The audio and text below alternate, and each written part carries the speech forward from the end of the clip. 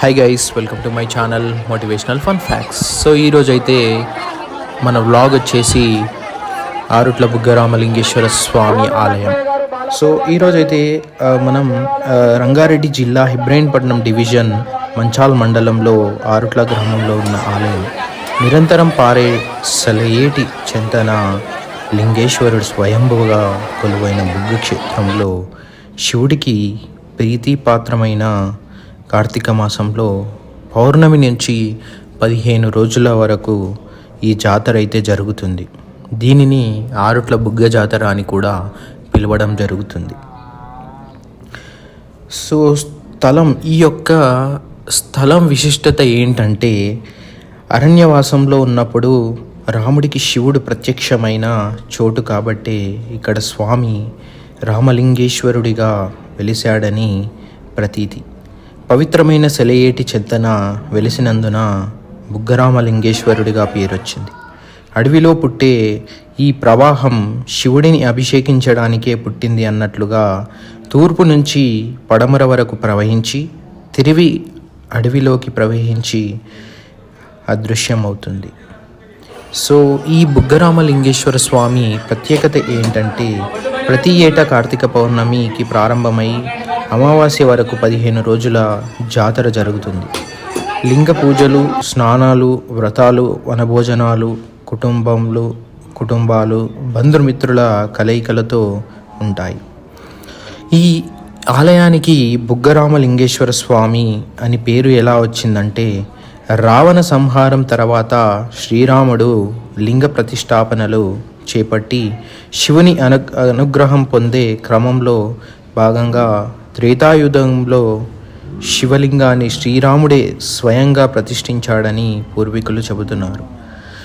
రావణుడు బ్రాహ్మణుడు కావడంతో బ్రాహ్మణ హత్య నుంచి విముక్తిని పొందటకు దేశంలో శివలింగాల ప్రతిష్టాపన చేపట్టాడని, శివలింగాలను ప్రతిష్ఠించి శివుని అనుగ్రహం పొందాడని, శివుని అనుగ్రహంతో బ్రహ్మహత్య దోష నివారణను పొందాడని చరిత్ర చెబుతుంది.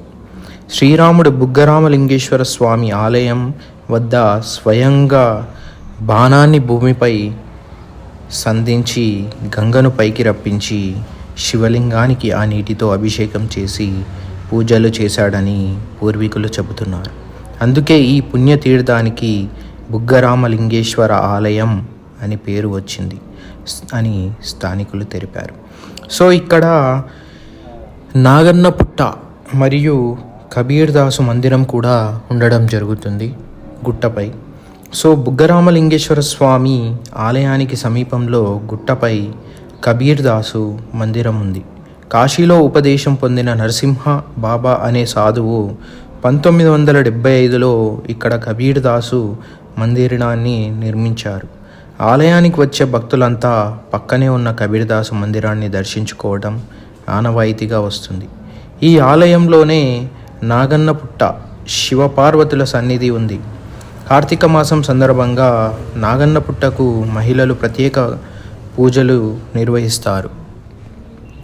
ఇక్కడ కార్తీక మాసంలో పుట్టలో నుంచి నాగరాజు బయటకు వచ్చి కనిపిస్తాడని ప్రజల నమ్మకం. ఈ మందిరంలోనే చాలా కాలం పాటు ధ్యానం చేసిన నరసింహబాబా ఇక్కడే సజీవంగా సమాధి అయినట్లు చెబుతారు. సో ఈ జాతరకు మనం ఇబ్రహీంపట్నం నుంచి మంచాల్ రూటు ఇలా వెళ్తే ఈ ఆలయం అయితే మనం చేరుకోవడం జరుగుతుంది. అలాగే ఇక్కడికి ఫ్రీ బస్సెస్ కూడా జాతర టైంలో ఫ్రీ బస్సెస్ కూడా గవర్నమెంట్ అయితే పెట్టడం జరిగింది.